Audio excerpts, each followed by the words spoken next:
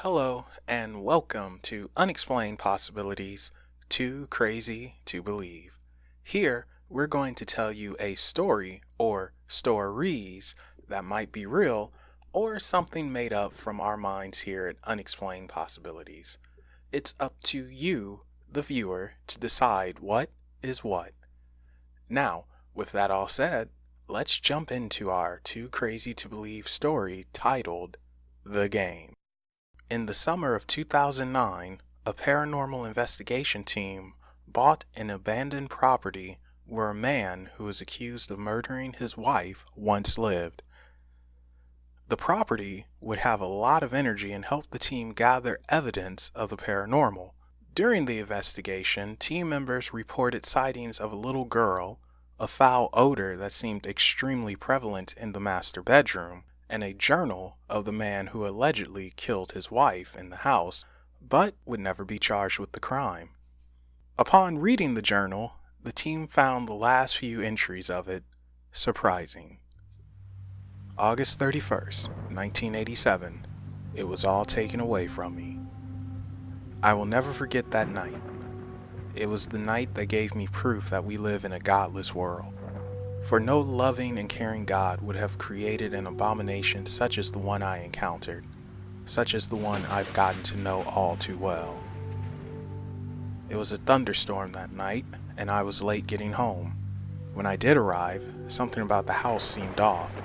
While it was dark out, the house seemed darker and colder than it ever has. I walked in through the front door and turned the lights on. Annie was nowhere in sight. But something was off. She would always be on the couch waiting to greet me when I came home, no matter how late it was. She was always there with that beautiful smile of hers. No matter how my day went, whenever I saw her smile, I would forget about my worries. It was true bliss. "Annie," I would call out to her, but receive no reply. I remember a draft hitting my face and I turned to see if a window's open. Not only was it open, it was broken, with glass coming inward. Someone from the outside broke the window to possibly get in. Panic starts to set in. "Annie! Annie, are you okay? Annie, speak to me!" I would yell, combing the house for her. The chair at the table was knocked over, the kitchen in disarray, and there's still no reply from Annie.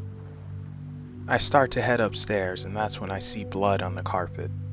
More panic sets in, and I run upstairs hoping to find Annie and see that she's okay. The lights are off in the hall leading to the bedroom. I turn them on. I see more blood that leads to the bedroom. I walk up to the bedroom door, afraid of what I will find. I slowly open the door, and there rests Annie. She's dead. I run over to her empty shell of a body. I embrace her, hoping there's a little life left, but I must accept that there is none. She's gone. I look at her face, wishing to see her blissful smile one last time. But instead, and to my shock, I see a smile deeply carved into her. It's grotesque, an image I can never forget. I try to remember her warm smile, but I can't. All I recall is that nasty, grotesque image.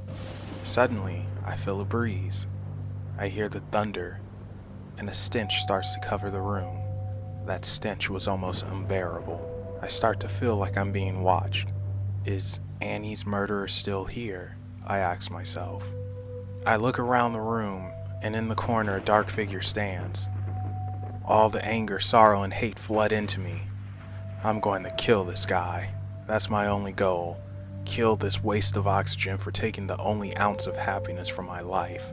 I charge, but as I charge, the figure steps out of the shadows, and it's almost as if time stopped. Perhaps I'm paralyzed. Whatever is happening, it prevents my forward motion. Annie's murderer wasn't human. I don't think you can say it was of this world. This thing, this monster, had a large head and an equally large, what I assume to be, grin to go along with it. I remember seeing several rows of sharpened teeth. Where eyes should be, it was nothing. Deep scars all over its face. And the stench. That stench. It was as if hundreds of corpses were rotting all over the room. The monster walks towards me, its body disfigured and twitching at odd points. It extends one of its long arms, it raises a finger, and it touches my head. Memories of years past come flooding back to me. One memory in particular stands out. It was October '69. I was walking through the fields and came upon a spot that was eerily calm. No birds, no wind, not even any bugs flying around. It was like I walked into a blank space. While exploring this calm space, I ran into a girl around my age at the time. I remember thinking she was cute. I was drawn to her for no discernible reason other than that. I introduced myself, but she was quiet and looked me up and down. After a few moments of silence passed, she smiled. She asked me an odd question. Would I play with her? Sure, I replied back. Her smile widened, and she reached out to shake my hand. I extended mine. When our hands locked, I was amazed by her grip. It was extremely firm. That's when she looked me in the eye, and she said something that I initially brushed off. I will be watching you from the shadows. Everything you dreamed of having will come to you, and the moment when you're at your peak, I will take it all away. If you can handle that, you win the game. If you can't, then I win. Memories of my life achievements began to flash in my head. Graduating, buying my first place, meeting Annie, marrying Annie, and more. Throughout all those memories, a little something stood out, something I never noticed before. In the shadows was that little girl. She was there for all my achievements and sure enough, watching from the shadows. In a flash, the memories were over, and now standing in front of me was the girl from all those years ago. She was this creature. She was watching me all those years. Now standing in front of me is that girl from the calm space. But I now know this is only a disguise. As if the events of the night weren't enough, this monster pretending to be this little girl laughs and says she was pregnant. At that moment, I was broken. It was also at this very moment the creature vanished. It's probably watching me from the shadows again, watching me like I'm some sort of entertainment. I suppose that I am. I'm nothing but a player piece in its game, and now it's my turn to roll. The creature did as it said it would. It took everything away from me, and more. Weeks would pass before I stepped foot back into this house. I was a person of interest in Annie's murder, but never charged with anything. It was hard and painful for me not to shout that I know who killed Annie. It was some monstrous creature, but who would believe me? That would only make me seem more guilty. I've become shunned. My family, my friends, everything, gone.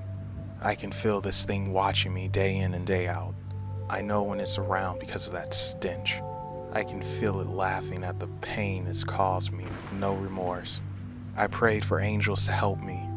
I prayed for God to enact vengeance, and all I get is that thing laughing at me. Now I'm wondering if I should end it all. Would that end this game? Will there be happiness on the other side? Is there even an other side? There's a bridge not too far from here. All it would take is one slip, and it will all be over. I struggle making this decision, because this creature has already won. I'm broken, and I don't want to continue on. But on the other hand, a small part of me, this little spark that's a renegade, wants to continue on and give this monster the middle finger it so deserves. Maybe if I continue on, some of that victory won't be as sweet for it. After finishing the last entry, the paranormal investigators tried to find the man who wrote the journal and used to own the house. Unfortunately, all their searches came up blank. They don't know if he is still alive or if he died. So, what do you think? Is this demonic game of life found in this journal real? Or just a too crazy to believe scary story created from the imaginations of us here at Unexplained Possibilities?